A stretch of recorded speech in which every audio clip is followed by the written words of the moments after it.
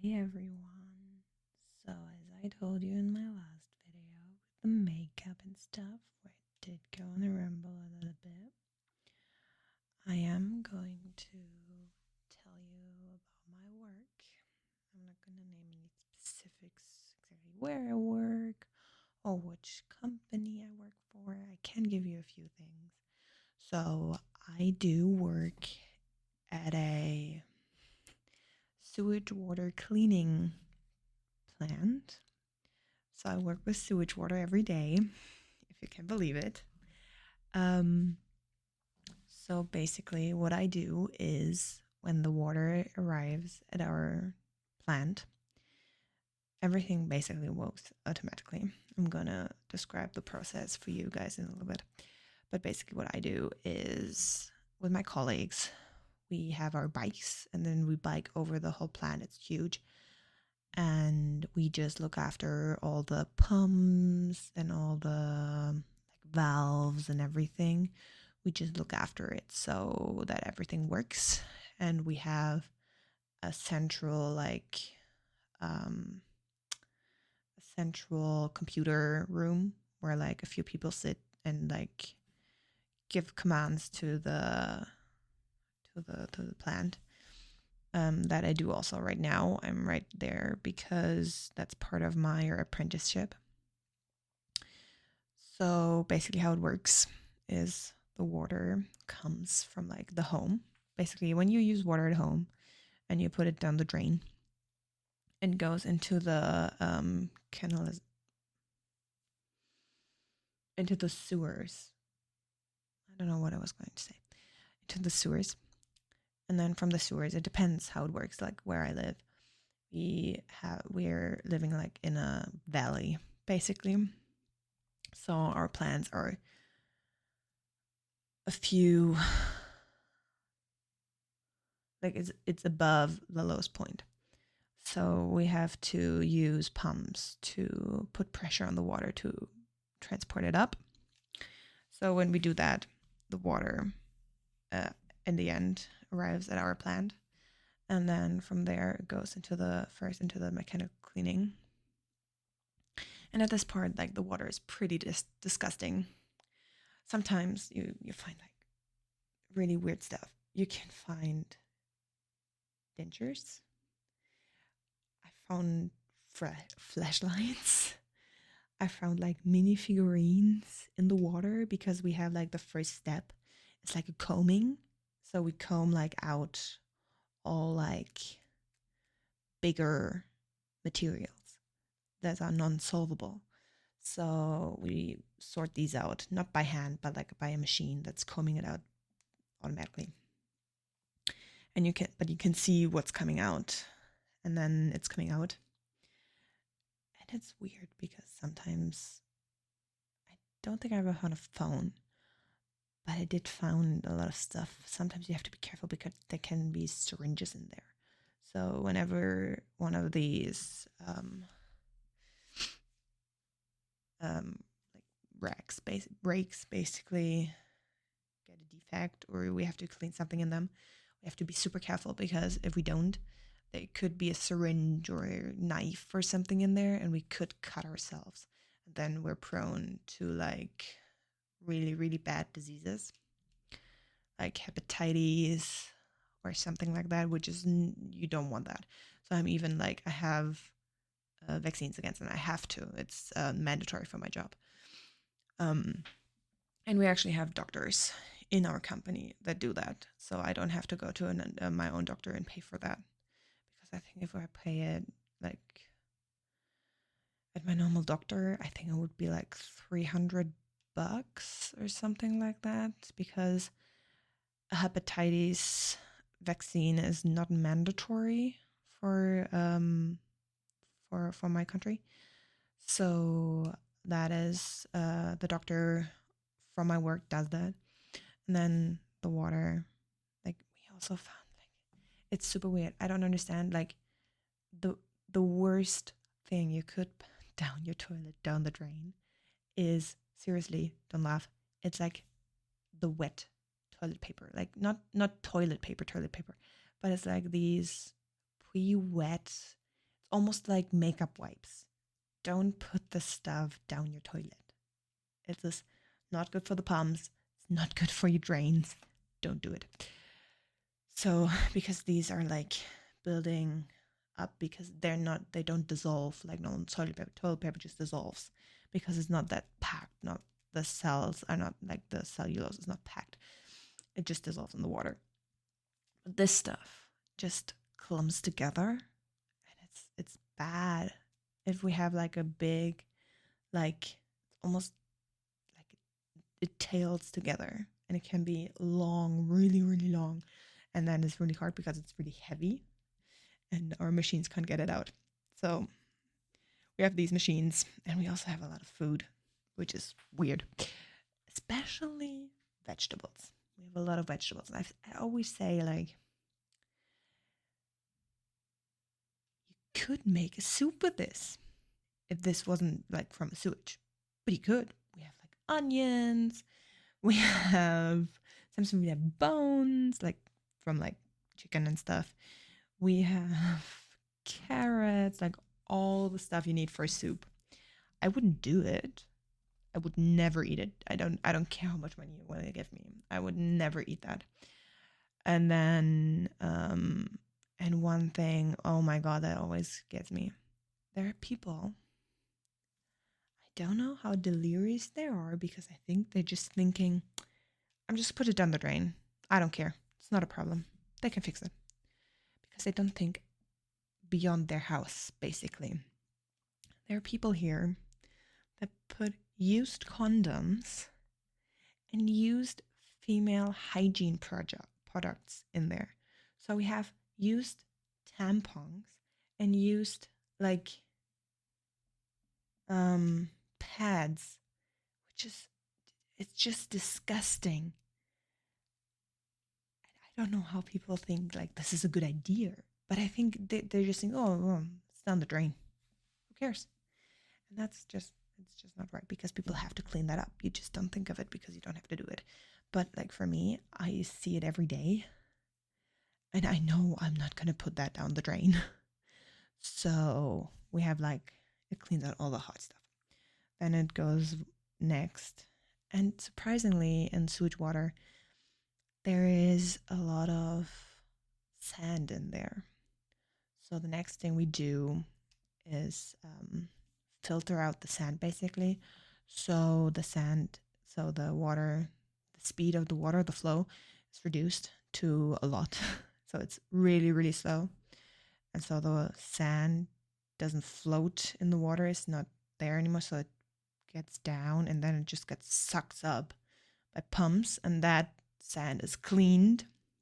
And once it's clean, it can be reused again. So I think our sand is used in road construction, for example, or for concrete, because it's not bad. It's just sand that was in the sewage at one point, but no one knows that, so it doesn't matter. So we do that. And then at this point, you can also like, at the top, there's like oil and like fats and stuff, which can also be like pushed off. And then in the next part, which is also, or still, this is all mechanical cleaning, is again, it's getting slower. So basically, the farther you're into the process, the slower the water is flowing. And then you have that. And then the last part, which is the primary like chamber, but like they're huge, like huge basins. They're basically huge swimming pools, but you don't want to swim in them. And then we have basically like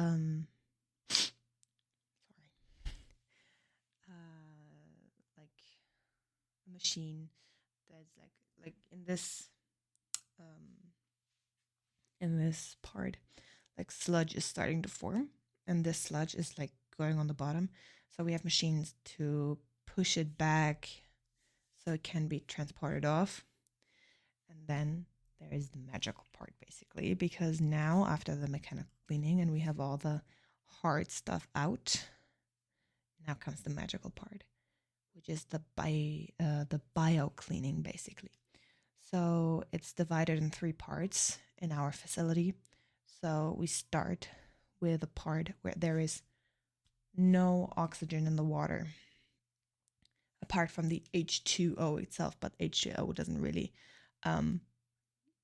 give up the water, the oxygen. So there is no oxygen available, and we have bacteria in there, which we want because they're our best friends. And they basically do a bio elimination of phosphorus, which is one of the big things we have to eliminate in the water. So they bind phosphorus.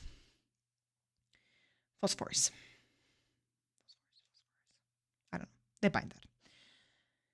After a few hours in that, they go into the next zone, which in our part is a zone where there's only chemically available oxygen. So the bacteria have to split open the nitrate that we give them basically from the next part. So they don't have any free oxygen. So they have to open that to get oxygen. And that's how we eliminate nitrogen, because they take that, and out of the nitrate they use the oxygen to breathe for themselves, and then they just leave the nitrogen alone, and that's just going into the atmosphere, which is not bad because the atmosphere is like 70% nitrogen. So we have that. And then after that, that's the fun part, because it's bubbling, because that's the part we have free available oxygen in the pool basically. So it's always bubbling, and you don't really want to fall in that, because if you fall in that, you can't swim, because the density is so low, because of all the microbeads of oxygen. You can't swim in that, so you don't want to fall in there. That's why you always have to be a partner. So we always have to go in twos or more. So in there, the bacteria start like they eliminate ammonium, like really, really bad molecules, and like the macros from like food and like waste that we put into the sewage. And this is like magical, because you know when your plant is doing great, because everyone thinks the whole plant stinks. It doesn't. It does not, because it's like the mechanical plant. Yeah, for sure, it smells. It's bad.